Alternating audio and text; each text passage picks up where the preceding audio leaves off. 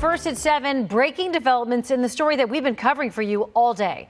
The threat at the FBI Cincinnati field office and the chase up I-71. ABC News now reports the man at the center of all of this is 42-year-old Ricky Shiffer.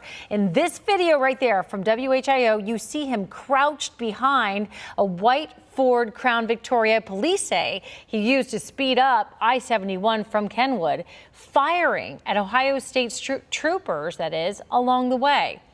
He was eventually shot and killed by police. WCPO 9 News' KENDRIA LAFLEUR is live with the new information from investigators. KENDRIA?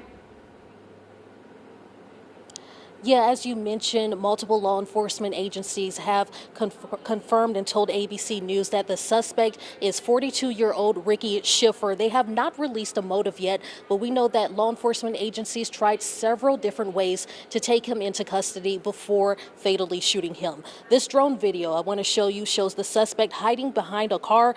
Law enforcement tried to negotiate with him, but that failed. After that, they tried what they called less than lethal tactics, but that also failed. Officers began to move in on the suspect, and that's when they say he raised his gun and shot at police. Gunfire was exchanged and Shiffer was killed. Now, I want to take you back to how this all began. The suspect allegedly tried to break into the FBI's field office in Kenwood. That led police on a chase on I-71 to Clinton County.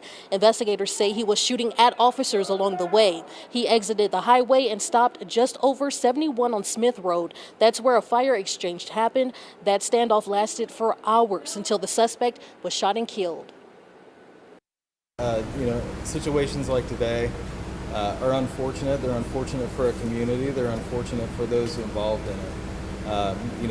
And this is just a reminder of, I guess, how quickly things, in a community can turn into an issue like we've seen today. So.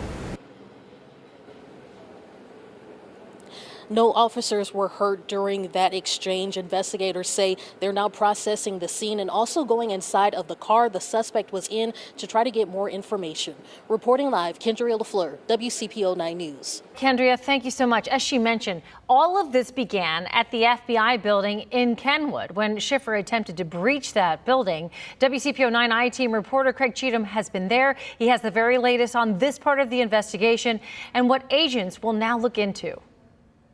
Homeland Security police are parked in the front of the Cincinnati FBI office, but for the most part, we haven't seen much going on here late this afternoon. The FBI collected evidence this morning from outside the visitor screening building. The FBI says that's the area the suspect tried to breach around 9:15 this morning. ABC and CNN news sources say the gunman had a nail gun, a semi-automatic rifle, and body armor.